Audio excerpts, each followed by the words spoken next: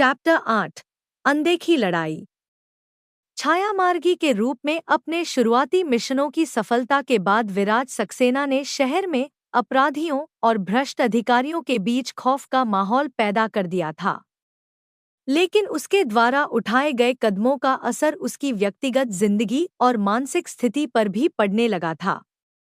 हर रात न्याय की खोज में निकलने वाला वह रहस्यमय योद्धा अब अपने ही कार्यों के सही और गलत होने को लेकर एक आंतरिक लड़ाई में फंस गया था। विराज के भीतर अब सवाल उठने लगे थे कि क्या उसके इस मार्ग का कोई अंत है, या वह अपने ही सिद्धांतों के बोझ तले कहीं खुद को खो देगा। एक छायामार्गी के रूप में उसने बहुतों का भला किया, लेकिन हर उस रात के बाद सुबह होते होते उसके मन में ग्लानि की भावना और एक गहरा संदेह जन्म लेने लगता। विराज का एक हिस्सा जानता था कि उसका मार्ग गलत नहीं है। वह अपने आदर्शों को समाज के हित में अपनाता था, लेकिन उसकी दोहरी पहचान ने उसे मानसिक रूप से थका दिया था। दिन में वह एक प्रतिष्ठित व्यवसायी और समाजसेवी था, लेकिन रात को छायामार्गी बनने के कारण उसे अपने ही लोगों से दूर होना पड़ा। कभी कभी वह सोचता कि अगर लोग उसकी असलियत जान गए तो क्या होगा? क्या उसके दोस्त, परिवार और समाज उसे स्वीकार करेंगे, या वह अकेला रह जाएगा? अपने गुप्त जीवन को छुपाने के लिए उसे लगातार अपने रिश्तों में दूरी बनाए रखनी पड़ती थी। यह सोचकर उसका मन भारी हो जाता था, लेकिन वह जानता था कि अगर उसने यह छुपाना छोड़ दिया तो उसका मिशन असंभव हो जाएगा। छायामार्गी बनने का निर्णय विराज का खुद का था, लेकिन अब उसे समझ में आ रहा था कि हर निर्णय का एक मूल्य होता है। जिन अपराधियों को उसने सजा दी, उनके भी परिवार थे, जिनकी जिंदगी उसके एक निर्णय से बदल गई थी। वह अब सोचता कि क्या उसने हमेशा सही कदम उठाया? क्या उसका न्याय सच्चा था, या उसने अपनी शक्ति का दुरुपयोग किया? कई बार अपने इन विचारों के बोझ तले वह रात के अंधेरे में अपने निर्णयों पर पुनः विचार करने लगा। उसके भीतर यह डर बैठ गया था कि कहीं उसके इस रास्ते पर चलते चलते वह खुद भी एक अपराधी न बन जाए।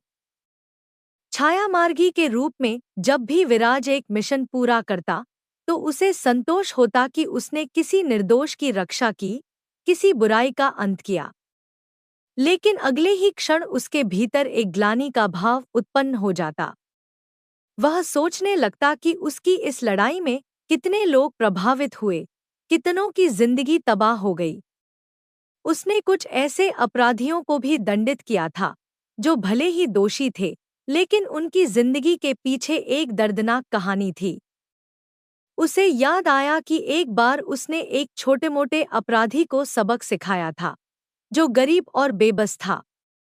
उस व्यक्ति ने अपराधी बनने का रास्ता केवल अपनी भूख मिटाने के लिए चुना था। छायामार्गी ने उसे सबक सिखाने के बाद महसूस किया कि उसके निर्णय ने उस व्यक्ति की बेबस हालत को और भी बदतर बना दिया। परिवार और व्यक्तिगत जीवन में दरार। विराज का यह छायामार्गी बनने का निर्णय उसके परिवार और दोस्तों के साथ उसके संबंधों में भी दरारें डाल रहा था। उसकी माँ को उसकी अनुपस्थिति खटकने लगी थी, और वह अक्सर उससे पूछती कि वह रात को कहाँ जाता है। लेकिन विराज हर बार कोई न कोई बहाना बनाकर बात को टाल देता था। सोफिया, जो उसकी बचपन की दोस्त और उसकी सबसे करीबी थी, उसे भी लगने लगा था कि विराज उनसे कुछ छुपा रहा है। वह समझ नहीं पा रही थी कि आखिर विराज के जीवन में ऐसा क्या चल रहा है जिसने उसे इतना बदल दिया है। वह उसे कई बार यह कह चुकी थी कि वह अकेलेपन और आत्मसंघर्ष से बाहर निकले, लेकिन विराज अपने इस दर्द को किसी से साझा नहीं कर सकता था। समाज में छायामार्गी के कारनामों की चर्चा चारों ओर हो रही थी। लोग उसे एक नायक के रूप में देखते थे, लेकिन कुछ लोग उसे एक खतरनाक इंसान मानते थे, जो कानून को अपने हाथों में लेता है। कई बार उसे यह डर सताने लगता कि अगर लोग उसे एक न्यायप्रिय व्यक्ति की जगह अपराधी समझने लगेंगे, तो उसका उद्देश्य विफल हो जाएगा। वह समझ नहीं पा रहा था कि आखिर उसकी लड़ाई सही थी या गलत। उसके मन में यह सवाल बार बार उठता कि कहीं वह अपने ही उद्देश्य को गलत रूप में तो नहीं पेश कर रहा। वह चाहता था कि समाज उससे प्रेरणा ले, लेकिन इस मार्ग पर चलते चलते उसने अपने ही आदर्शों से समझौता करना शुरू कर दिया था। इन सब संदेहों और अंतर्द्वंद्वों के बीच विराज ने एक बार फिर से अपने भीतर झांकने का प्रयास किया। उसने सोचा कि वह इस मार्ग पर क्यों आया और उसका उद्देश्य क्या था। उसने अपने आप से सवाल किया कि क्या उसका उद्देश्य केवल अपराधियों को सजा देना है या वह समाज में बदलाव लाना चाहता है। उसने अपने आप को समझाया कि उसका असली उद्देश्य सिर्फ अपराधियों को दंडित करना नहीं है, बल्कि इस समाज को बेहतर बनाना है। वह समाज में डर नहीं, बल्कि भरोसे का माहौल बनाना चाहता था। उसने यह निर्णय लिया कि अब वह अपने हर मिशन को और भी सावधानी से अंजाम देगा। वह किसी निर्दोष को नुकसान नहीं पहुंचाएगा और अपनी शक्ति का इस्तेमाल केवल न्याय की खातिर करेगा।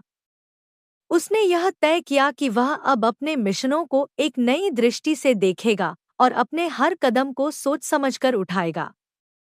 इस आत्मनिरीक्षण के बाद विराज के मन का बोझ थोड़ा कम हुआ।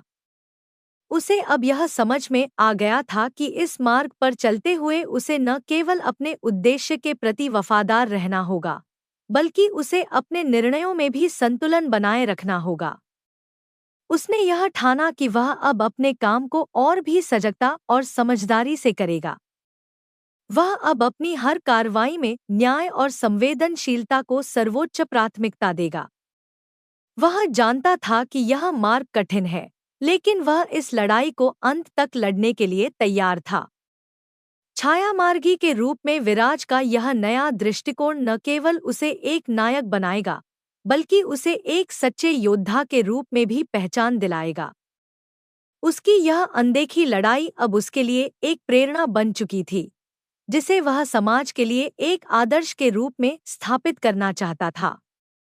इस अध्याय के साथ विराज ने अपने भीतर की उस अनदेखी लड़ाई को जीत लिया, जिसने उसे उसके मिशन और उद्देश्य से भटका दिया था। उसने अब एक नए संकल्प और विचारधारा के साथ अपनी लड़ाई को जारी रखने का निर्णय लिया।